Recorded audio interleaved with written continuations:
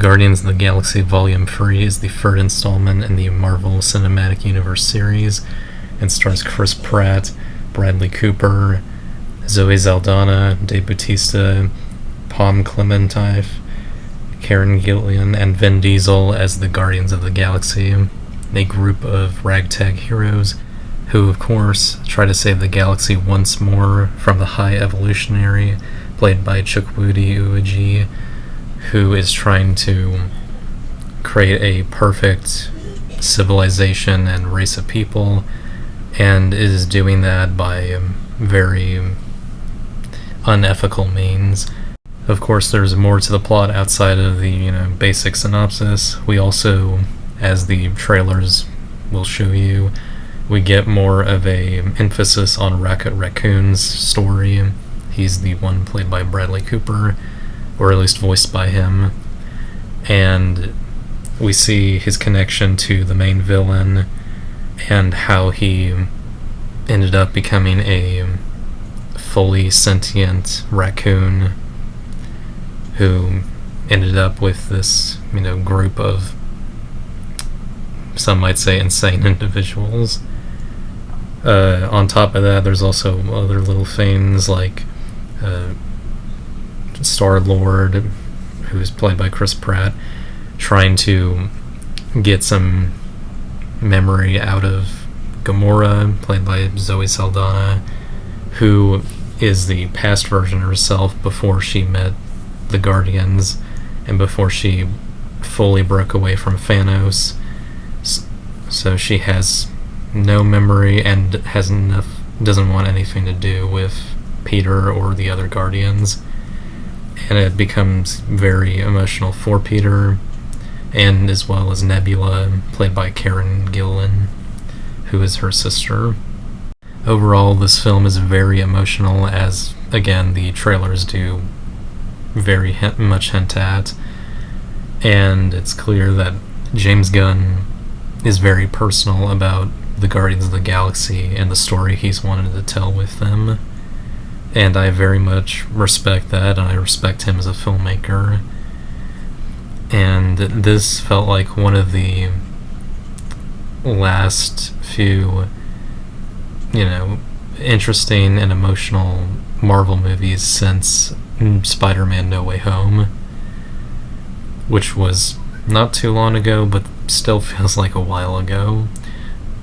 But this feels really raw, very impactful. I felt for pretty much all of the characters, including Rocket, who you're very much meant to feel for as you get to see what his life was like and how horrible it was and how much he has repressed over the years.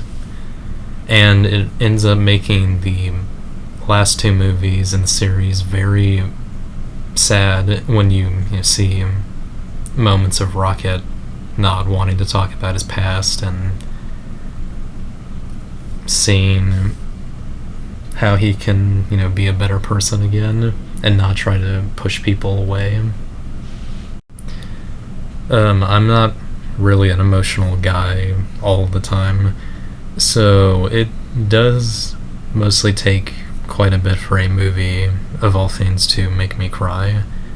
And of course, this isn't the first Marvel movie to do so. The same thing happened with Avengers Infinity War, Endgame, and a little bit of Spider-Man No Way Home. But this is the first one to successfully make me cry not once, but 3 times, which is a little bit ironic with this being the third film in the series. I, of course, can't tell you what those moments are, but if you've seen the film, you can probably guess at least some of them. Aside from that, the direction is really good. As I said, James Gunn knows what he's doing most of the time. It really feels from the heart, instead of, a little bit soulless and corporate like some of the Marvel movies have been, or a lot of Disney movies, honestly. The soundtrack is fantastic, as as it's been with all of the Guardians movies, as they usually use a lot of pre-made songs by different artists. The first film kind of went for a more 70s and early 80s sort of thing with the soundtrack. The second film also did a bit of that. And then this film uses some of that, but more importantly some 90s, and then at the very end 2000s sort of stuff. And I find that interesting, or I really like that, how it, progresses over decades of songs and invokes all kinds of different feelings through all that. I'd say the best use of a song, which some of you probably might also think so, is the opening scene, or the opening credits, where Rocket is listening to Radiohead's Creep on the sort of Zoom device, I think it is.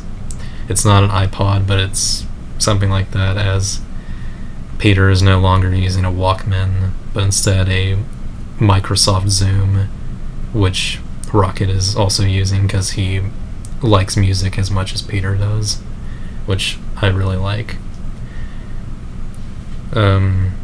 Next to that, the effects are good. It's been a while since a Marvel movie has had special effects that weren't like blatantly bad, I'll say. I would say the writing's good. I'm not always good at measuring that, unless it's really obvious.